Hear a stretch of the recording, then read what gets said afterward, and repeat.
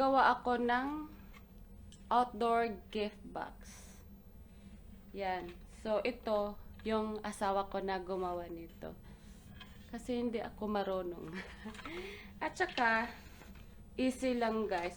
Ito, mabili mo na to sa store ng ganito na siya, nakakat na. Depende sa size kung anong gusto nyo.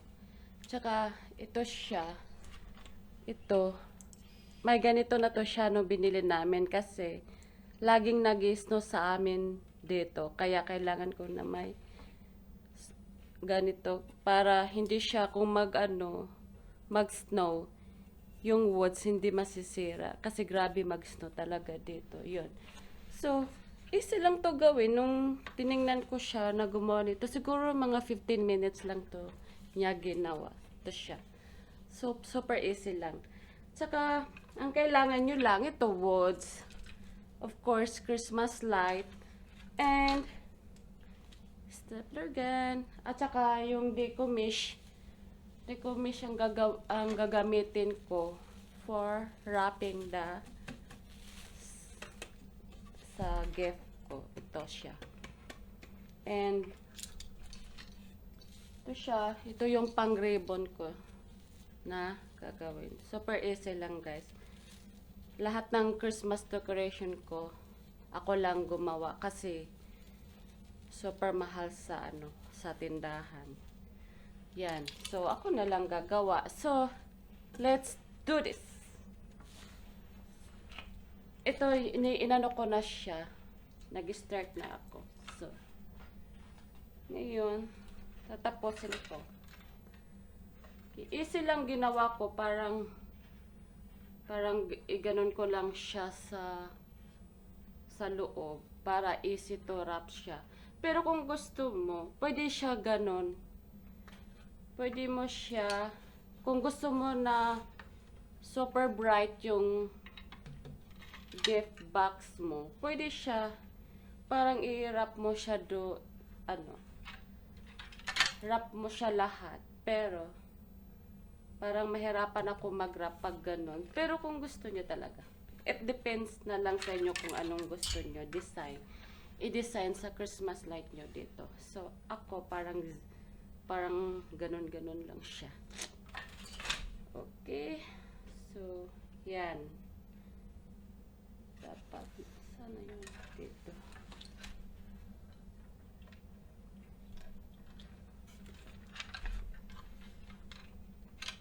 Yan siya.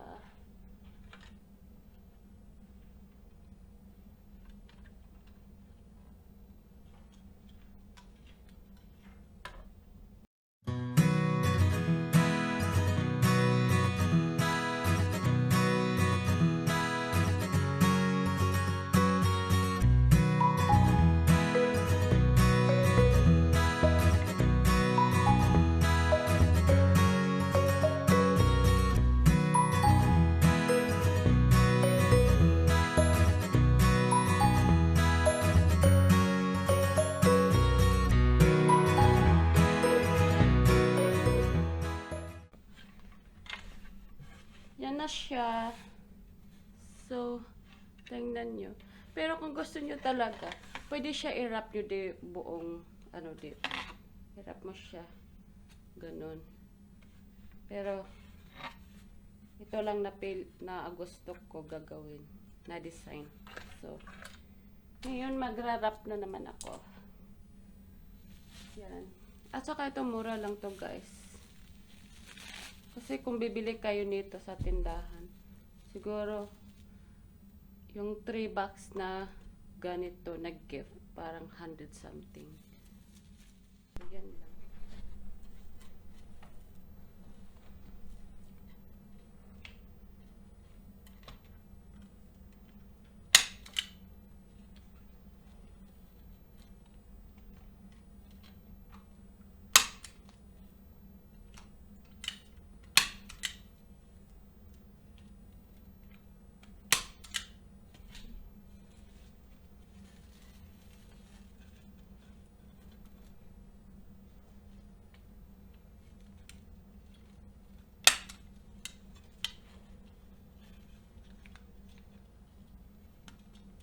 Madali lang to guys. Parang nag-gift ka lang and nagra-wrap ng regalo. Yun. Yan lang. Ito yung regular stepper ko na gagamitin ito.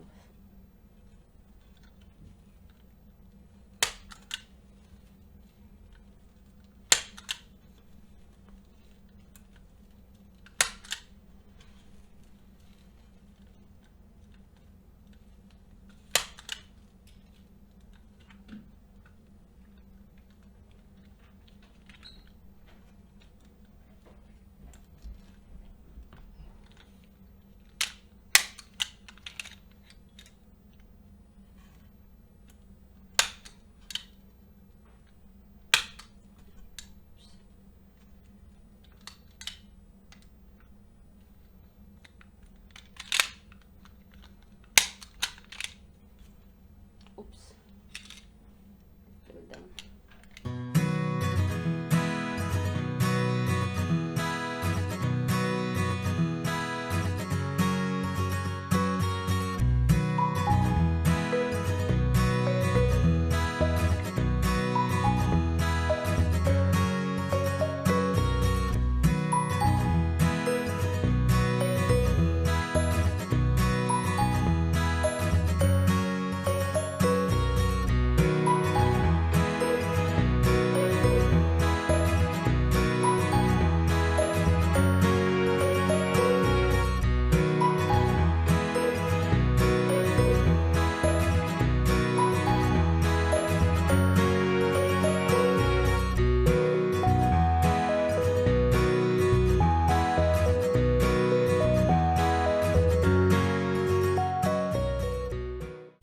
Since ano na siya, gusto ko i-double siya para hindi siya masyado makikita yung Christmas light.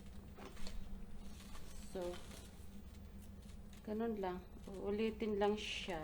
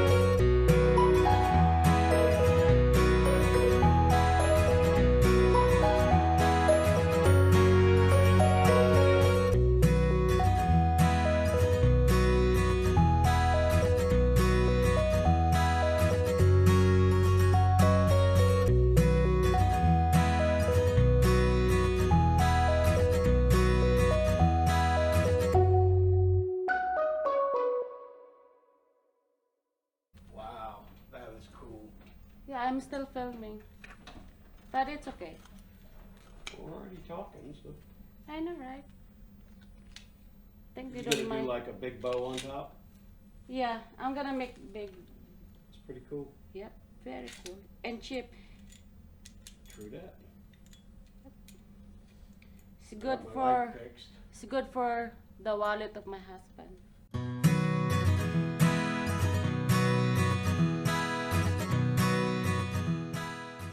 I think the total's like $7 to make this all.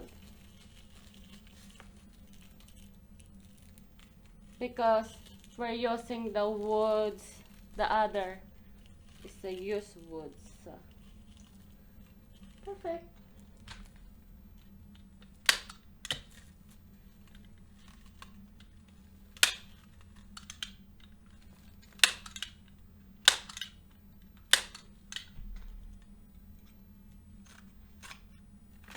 See, I'm smart.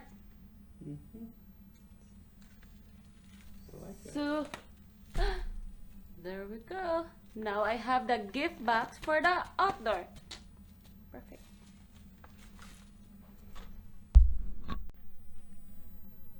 Okay, papakita ko sa inyo kung paano gumawa ng ribbon or bow.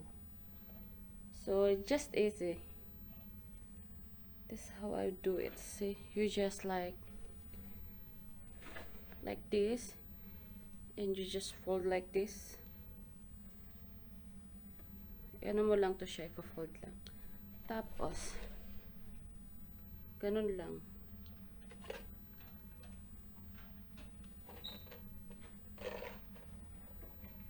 Ano lang siya.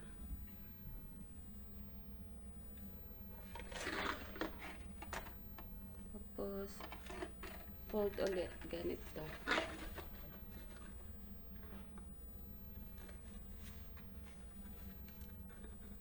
Nasa iyo kung gusto mo super laki ng paggawa ng ribbon.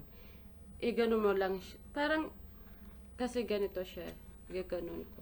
Pero kung nalakihan kayo, ganyan. Pero kung gusto niyo super malaki, i-adjust nyo lang. Ganyan lang siya. Ganito ako gumagawa ng ribbon.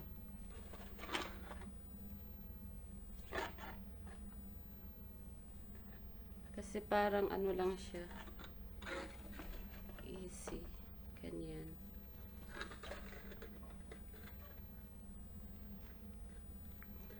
Kanina, gumawa na ako ng yung malaki.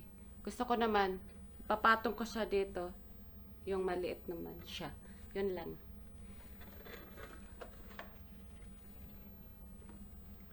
Pero may ano naman siya, iba-iba.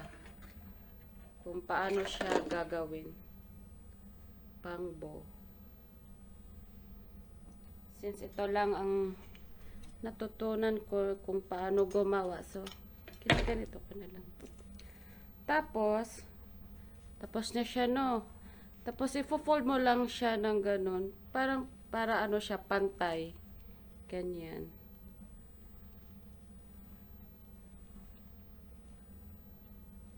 Ganyan.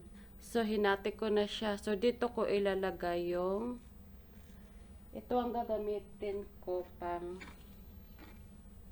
pero, pwede din na thread gagamitin nyo.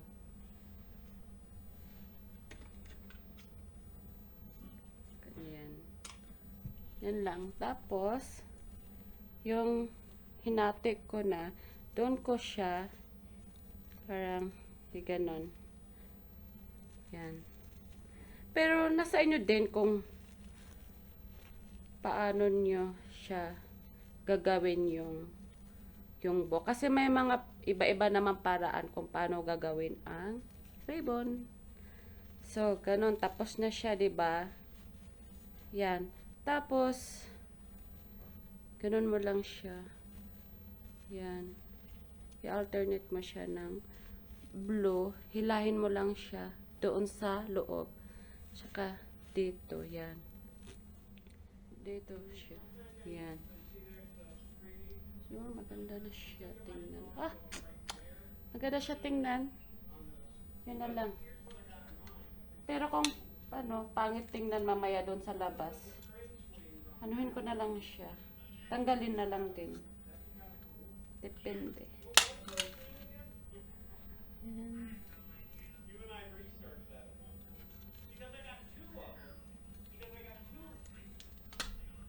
Napaka high-tech namin. Yung anak ko, nasa kwarto niya. Asawa ko, nasa baba. Tingnan mo. Cool lang. Ganyan kami dito. Kanya-kanya. Pag may kailangan, tatawag na lang sa phone. Ay, nako. Buhay namin. Nasa isang bahay lang kami, pero through the phone. Kasi yung anak ko, laging nagsasara ng pintuan. O, diba? Ang lakas ng boses. Malakas talaga boses nila. Ako malakas din boses ko pag nagagalit. Yan. Yan na guys. Yan lang.